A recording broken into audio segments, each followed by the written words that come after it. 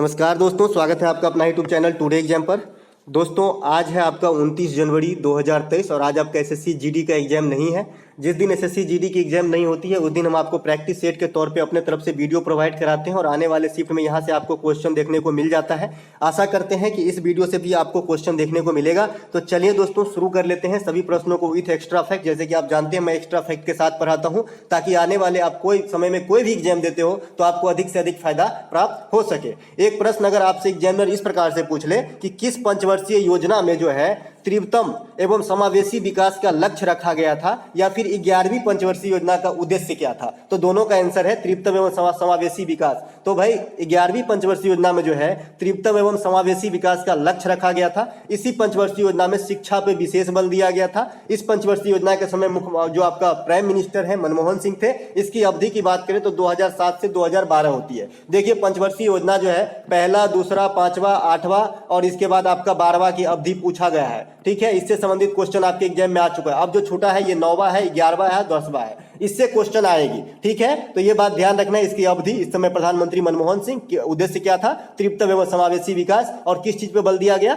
शिक्षा पे बल दिया गया। एक चीज आप क्लियर समझ लीजिए कि किस चीज पे बल दिया गया ये अलग बात है और लक्ष्य क्या रखा गया ये अलग बात है। ठीक है, ये बात जरूर मतलब मेंट करके चलेंगे। इसके अलावा जो पंचवर्षीय योजना जो बनाता था पंचवर्षीय योजना, वो संस्था का नाम क्या था, तो योजना आयोग जो भारत में है ये आपका पंचवर्षीय योजना बनाती थी और इसका समाप्ति जो है 2015 में कर दिया गया है। योजना आयोग की स्थापना 1950 में हुआ था, 2015 में समाप्त हो गया। इसका जगह जो है आपका नीति आयोग लिए हैं। नीति आयोग 2015 से कार्यरत है। नीति आयोग के अध्यक्ष जो है माननीय प्रधानमंत्री अभी जो है नरेंद्र मोदी वही होंगे। इसके अलावा जो उपाध्यक्ष है सुमन बेरी है और जो सीईओ है परमेश्वरम है। अगर आपको फर्स्ट नीति आयोग के सीईओ पूछ दे तो सिंधु श्री खुल्लर है और फर्स्ट उपाध्यक्ष पूछ दे तो अरविंद पनघड़िया है। ये भी क्वेश्चन आपके एग्जाम में पूछा जा चुका है। अगला एक प्रश्न है, पश्चिम बंगाल में इनमें से कौन सी मेला लगती है। देखिए पश्चिम बंगाल में जो मेला है इसमें सबसे फेमस है आपका गंगा सागर मेला, जतरा त्योहार होती है, दुर्गा पूजा त्योहार होती है। ये सब पश्चिम बंगाल से संबंधित कुछ महोत्सव और मेला वगैरह है। ठीक है, इसके अलावा जो धनु जात्रा मेला अगर आपसे कोई पूछे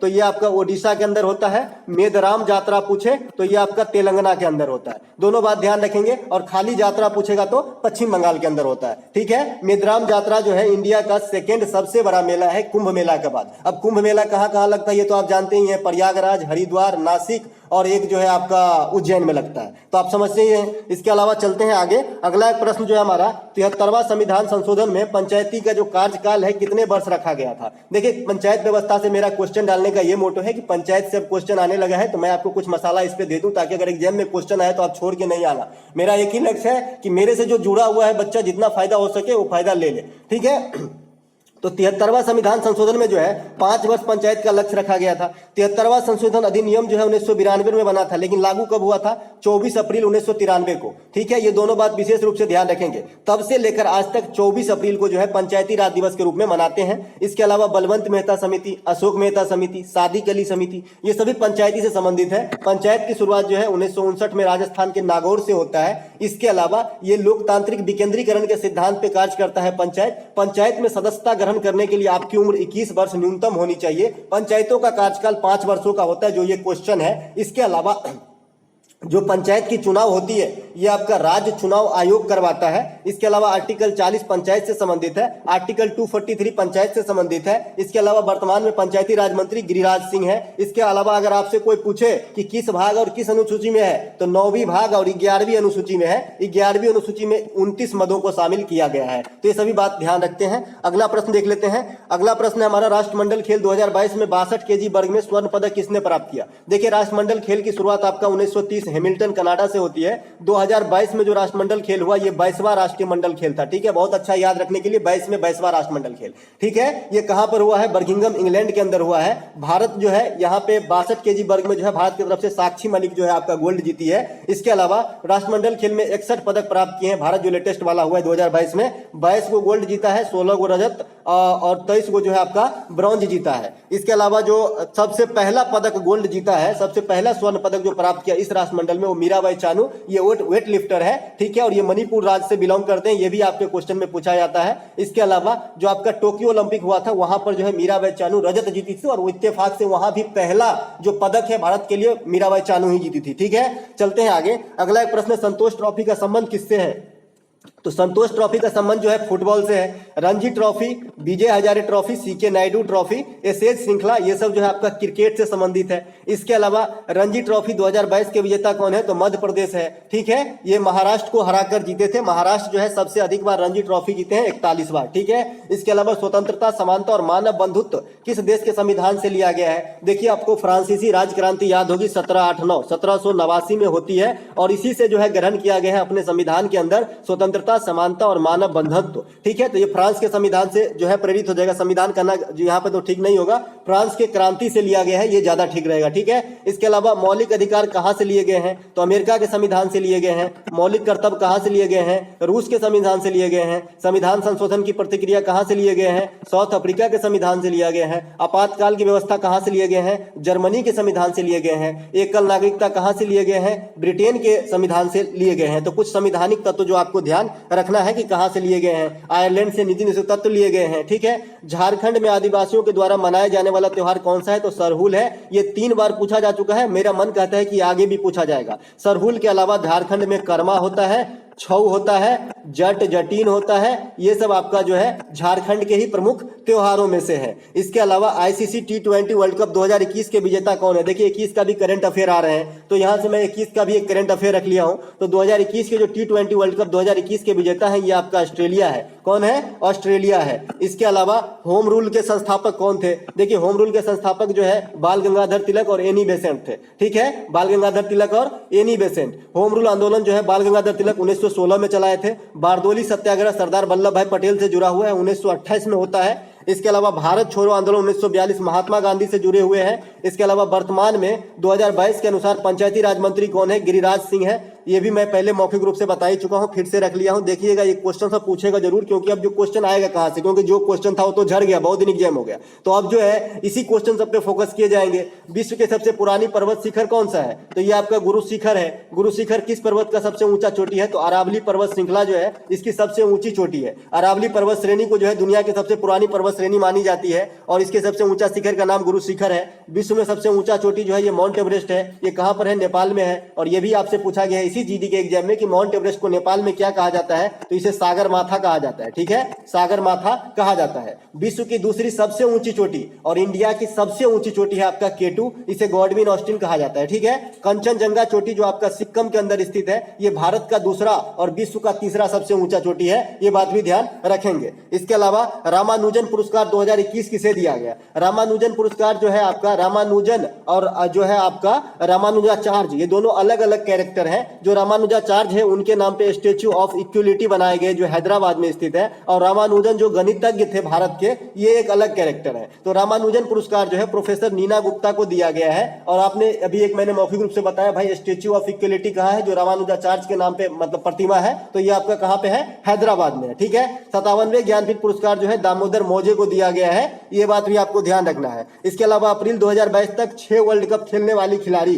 देखिए 6 वर्ल्ड कप खेलने वाली खिलाड़ी एकमात्र महिला खिलाड़ी है, ये आपका मिताली राज। मिताली राज विश्व के तीसरे जो है खिलाड़ी हैं जो 6 वर्ल्ड कप खेले हैं। इससे पहले जो है 2 और खिलाड़ी खेल चुका है और ये भारत के पहले खिलाड़ी होंगे। ठीक है, पहला दोहरा शतक बनाने वाली ये महिला है और ये संन्यास की भी घोषणा कर चुकी है और 10,000 रन तक पहुंचने वाली ये प्रथम महिला है, मिताली राज। ठीक है, मिताली राज को 2021 के लिए मेजर ध्यानचंद पुरस्कार भी दिया गया था, ये बात भी आपको ध्यान रखना है। 2022 में मेजर ध्यानचंद पुरस्कार जो है शरद कमल को दिया गया है और इकलौता है, ये पूछा जाएगा जरूर। ठीक है, इसके अलावा एक प्रश्न है यहाँ पे, धातुओं में से इनमें कौन से कथन सही नहीं है? देखिए आपको जो है पीरियोडिक टेबल से क्वेश्चन आ रहे हैं, तो धातु अधातु के गुण आपके लिए जानना जरूरी है। तो धातु जो है ये भंगुर होते हैं, ये बिल्कुल गलत होते हैं। क्यों? धातु जो है नमनीय होते हैं, भंगुर नहीं होते। भंगुर जो है अधातु का गुण है कि ऐसे पकड़े और टूट जाए, भंगुरपन हो, लचीला ना हो, ये सब अधातु के गुण है। ठीक है, धातु चमकदार होते हैं, सही है। यह ताप एवं विद्युत के संवाहक या सुचालक होते हैं, एकदम सही है। सबसे अधिक चालकता जो है चांदी की होती है, ये भी सही है। इन्हें तार के रूप में खींचा जा सकता है, जैसे सोना वगैरह को ले लीजिए, 2 ग्राम खरीदिए और चैन बनवा लीजिए, है ना, तो ये सब खींचा जा सकता है एक लस्सा के रूप में, तो ये जो है नमनीय होते हैं। ठीक है, इसके बाद साधारण रूप में धातु के ऑक्साइड की प्रकृति क्षारीय होती है। आम रूप से अगर आपसे क्वेश्चन पूछे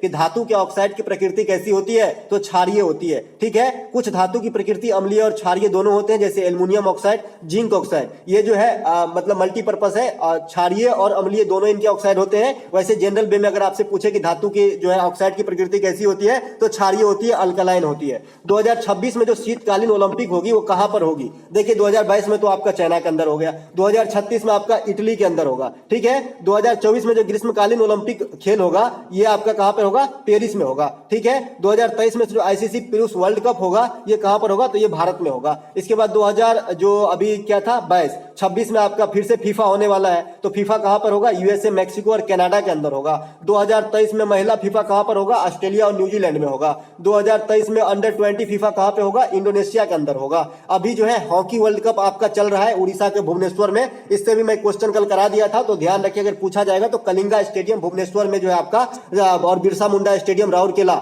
इन दोनों में जो है हॉकी वर्ल्ड कप चल रही है जो आज ही के दिन समाप्त होगी, ठीक है। इसके अलावा कौन सी पर्वत शिखर विश्व की तीसरी सबसे ऊंची शिखर है? अभी बात कर लिया कंचनजंगा, है ना। सबसे ऊंचा जो है माउंट एवरेस्ट, दूसरा जो है आपका गॉडविन ऑस्टिन, विश्व में भारत में पहला है गॉडविन ऑस्टिन, और तीसरा जो है कंचनजंगा हो जाएगा। इसके अलावा कर्नाटक में सर्वाधिक किस प्रकार का लोहा पाया जाता है? तो हेमाटाइट लोहा जो है सबसे अधिक कर्नाटक में पाया जाता है। वैसे उत्खनन जो होता है सबसे अधिक जो है हेमाटाइट लोहा का उड़ीसा का बादाम पहाड़ी में होता है, ठीक है। तो ये बात भी ध्यान रखेंगे।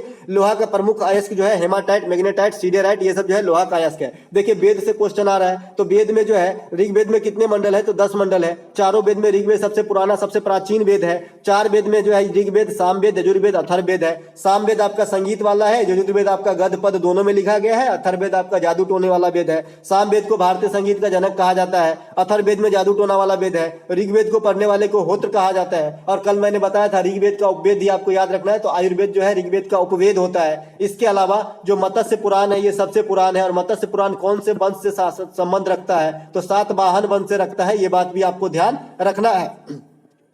इसके अलावा इनमें से कौन सी सहकारी बैंक है? इस प्रकार के क्वेश्चन एमटीएस में देखने को मिला था, और मैं ये वाला जो सीट है आपका एमटीएस से लिया हूं। तो एमटीएस में जो है जब लास्ट होने लगे ना एग्जाम, तो ऐसे ऐसे क्वेश्चन आने लगे, तो मैं ऐसा करता हूं कि जीडी में भी आएगी। तो शाकाहारी बैंक जो 12 सार्वजनिक बैंक है उसको छोड़ देंगे तो बाकी सब शाकाहारी बैंक हो जाता है, जैसे सारस्वत बैंक है ना, लक्ष्मी विलास बैंक, ये सब जो है आपका आरबीएल बैंक, ये सब सहकारी बैंक है, ठीक है। देश में अगर कोई पूछे आपको कुल कितने राष्ट्रीय सार्वजनिक क्षेत्र के बैंक है, तो मात्र 12 बैंक है। 2020 में अधिकांश बैंकों का विलय हो गया, तो तब से लेकर आज तक जो है 12 ही बैंक बचा है। अगर आपसे कोई पूछे कि बैंकों का राष्ट्रीयकरण सबसे पहले कब हुआ, तो 1969 में इंदिरा गांधी के समय 14 बैंकों का राष्ट्रीयकरण हुआ था। इसके बाद फिर दोबारा जो है 1980 में बैंकों का राष्ट्रीयकरण किया गया था, उस समय 8 बैंकों का राष्ट्रीयकरण किया गया था। इलेक्ट्रिक फ्यूज वायर किस धातु के बने होते हैं? तो जो है शीशा और टीन के बने होते हैं, और इसकी गलनांक कैसी होनी चाहिए? तो निम्न गलनांक होनी चाहिए, ठीक है। इसके बाद हीटर का कॉइल किसके बने होते हैं? नाइक्रोम का बना होता है। बल्ब का फिलामेंट किसके बना होता है? टंगस्टन का बना होता है।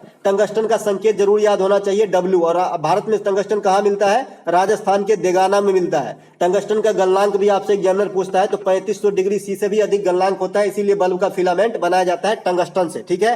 कोशिका का पावर हाउस किसे कहा जाता है? तो मेट्रोकॉन्ड्रिया कहा जाता है। प्रोटीन की फैक्ट्री राइबोसोम को कहा जाता है। आत्महत्या की थैली लाइसोसोम को कहा जाता है। केमिकल की फैक्ट्री लीवर को कहा जाता है। मास्टर ग्रंथि पीयूष ग्रंथि को कहा जाता है, और ये मानव शरीर में सबसे छोटी ग्रंथि है जो मस्तिष्क में पाई जाती है। सबसे बड़ी ग्रंथि कहेगा तो यकृत हो जाएगा, सॉरी हाँ लीवर हो जाएगा, यकृत हो जाएगा, ठीक है। इसके अलावा जंतु कोशिका और पादप कोशिका में मुख्य अंतर क्या है? सब दिन बल दे रहा हूं, एक दिन पूछेगा जरूर। कोशिका भित्ति जो होता है खाली पादप कोशिका में होता है, जंतु कोशिका में नहीं होता है, सेल वॉल, ठीक है।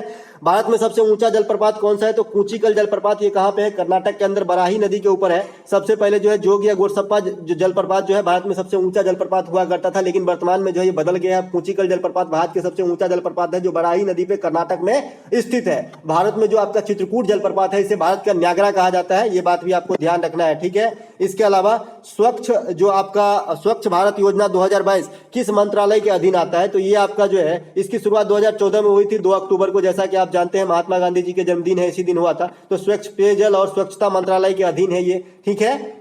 और अभी अभी मनाया गया है 2 अक्टूबर को फिर से स्वच्छ भारत अभियान, है ना, तो इसको ध्यान रखेंगे। इसके अलावा इनमें से कौन सा पौधा की श्रेणी एकलिंगी होती है? देखिए एकलिंगी, उभयलिंगी, द्विलिंगी आपसे पूछा जाता है। तो एकलिंगी जो पौधे का उदाहरण या पपीता गुल्लर जो है ये आपका एकलिंगी पौधे का उदाहरण है, ठीक है। इसके अलावा ITCZ का फुल फॉर्म क्या होता है? ये आपका जो है अभी अभी AG3 में पूछा गया था। तो इंटर ट्रॉपिकल कन्वर्जन जोन होता है, कन्वर्जेंस जोन होता है आपका ITCZ का। इस प्रकार आप SEZ पढ़े होंगे, पहले भी एग्जाम में दिए होंगे, एग्जाम में तो आया होगा आपके सामने। स्पेशल इकोनॉमिक जोन होता है, ठीक है। इसी प्रकार से आपको जो है ITCZ, ये इक्वेटर जो होता है ना, इक्वेटर उसके आसपास की जो है जोन होते हैं ITCZ, ठीक है। इसके अलावा कार्बोहाइड्रेट का पाचन कहाँ से शुरू होता है? देखिए कार्बोहाइड्रेट का पाचन मुख से शुरू हो जाता है, मुख से जो है खाना शुरू हो जाता है आपका, है ना, और जो है मांड की जो है पाचन पे काम करने लगता है, जो लार से आपका टैलिन निकलता है। तो अगर खाली पाचन पूछे यहाँ पे कार्बोहाइड्रेट का मिटा देते हैं, यहाँ पे कार्बोहाइड्रेट मांड भी कार्बोहाइड्रेट के अंदर ही आ जाता है, तो ठीक ही है क्वेश्चन, कोई दिक्कत नहीं है। तो मुख से ही शुरू हो जाता है, ठीक है। यहाँ पे लार में जो टैलिन उपस्थित होता है, यहाँ से ये जो पचाना स्टार्ट कर देता है, ठीक है। इसके अलावा आपका भोजन अंततः कहाँ पचती है? तो छोटी आंत में। कुछ तत्व हैं जिसके नाम आपको याद रखना और उसके उपयोग याद रखना है। सोडियम क्लोराइड साधारण नमक, इसका भोजन बनाने, अचार वगैरह बनाने में, किसी चीज को पिघलाना, किसी चीज को सराने में, इस सब का जो है इस्तेमाल, मतलब जो है उसको लोअर फॉर्म में लाने के लिए नमक डाल देते हैं तो गल जाता है ना जी, तो नमक का इस्तेमाल होता है। सोडियम हाइड्रोक्साइड NaOH का जो है साबुन, कागज, अपमार्जन के निर्माण वगैरह में, जैसे अभी उस दिन पूछा था एथेनॉल का, है ना, तो इसीलिए मैं यहाँ पे रख लिया हूँ, ये सीट मैं आपको दे दूंगा, देख लीजिएगा। इसके अलावा जो खाने वाला सोडा है उसका क्या नाम है? सोडियम बाइकार्बोनेट, इसका सूत्र भी याद रखेंगे NaCO3। जो धोने वाला सोडा है उसे सोडियम कार्बोनेट कहते हैं, Na2CO3 कहते हैं, है ना। उसके बाद विरंजक चूर्ण का भी जो है आपको याद रखना चाहिए, CaOCl2 होता है ना, ये सब ध्यान रखना है। प्लास्टर ऑफ पेरिस का ध्यान रखना है, इसे जो है आपका कैल्शियम सल्फेट हेमीहाइड्रेट कहा जाता है, CaSO4 हाफ H2O होता है, ठीक है, क्योंकि ये जल के निर्जलीकरण से बनता है, ठीक है। इसके अलावा अंतर्राष्ट्रीय सोलर अलायंस का मुख्यालय कहाँ है? ISA का, तो ये गुजरात में, सॉरी गुड़गांव में है। इसमें आपको जो है आश्चर्य नहीं लगना चाहिए कि इंटरनेशनल संस्था का मुख्यालय इंडिया में है, ये गुड़गांव में है, इंटरनेशनल सोलर अलायंस का मुख्यालय, ठीक है। निम्नलिखित में से कौन सा एंजाइम पाचन में सहायक नहीं होता है ना, तो पाचन में सहायक सभी होते हैं, पेप्सिन, ट्रेप्सिन, टाइलिन, ये सभी पाचन में सहायक। जब से पेप्सिन जो है आपका, पेप्सिन और रेनिन, ये आपका जो है छोटी आंत से निकलती है, और ये आपका पेप्सिन जो है प्रोटीन को पेप्टाइड्स में बदलते हैं, और रेनिन जो है दूध में उपस्थित प्रोटीन केसिन को पचाने में मदद करता है। इसके अलावा एक प्रश्न है यहाँ पे, अमीबा का मुख्य यूरिया उत्सर्जी अंग कौन सा है? देखिए यूरिया जो है मूत्र के द्वारा निकलता है ना, तो ऐसे ही अमीबा में भी निकलता होगा, तो ये आपका त्वचा से ही अमीबा में निकलती है, ठीक है। मनुष्य का मुख्य यूरिया उत्सर्जी अंग जो है किडनी है, ठीक है। गुर्दे की क्रियात्मक इकाई को जो है नेफ्रॉन कहा जाता है, और तंत्रिका उत्तक के क्रियात्मक इकाई को न्यूरॉन कहा जाता है, ठीक है। दोनों बात ध्यान रखेंगे। निम्न में से किसका मिलान सही नहीं किया गया? इस प्रकार से प्रश्न आपने को देखने को मिल सकता है कि दून घाटी कहाँ है? तो उत्तराखंड में है। जो भी घाटी है ना, जैसे देहरादून, है ना, ये सब जो है आपका उत्तराखंड में है। नुब्रा घाटी और श्योक घाटी, है ना, ये पूछा गया था आपका जी, है ना, MTS में, तो ये जो है आपका कहाँ पे है? जम्मू कश्मीर में है। फूलों की घाटी, वैली ऑफ फ्लावर कहाँ है? उत्तराखंड में है। बराक घाटी कहाँ है? असम में है। और बराक एक नदी का भी नाम है, इसी पे तो घाटी बना है, नदी के आसपास के क्षेत्र को तो घाटी कहते हैं। तो बराक घाटी जो है ये आपका बराक नदी जो है ये ब्रह्मपुत्र का सहायक नदी भी है, लोहित नदी, बराक नदी, ETC। तो दोस्तों ये था मेरी तरफ से सुझाया गया आज प्रैक्टिस सेट का वीडियो। अगर आपको अच्छा लगा हो तो लाइक कर लीजिएगा, और दोस्तों मैं आर्टिकल वाला भी PDF आपको टेलीग्राम पे दे दिया हूँ, जो देखिए अगर आपका फायदा हो रहा है तो उसमें मेरा क्या घाटा है, तो आपका फायदा ही मेरा फायदा है। मैंने दे दिया आर्टिकल वाला भी PDF, भले आप लोग वीडियो नहीं देखे, कम से कम PDF जरूर देखिएगा ताकि आप एग्जाम में जो है छक्का लगा के आओ। तो चलिए मिलेंगे दोस्तों एक नए वीडियो में, तब तक के लिए जय हिंद।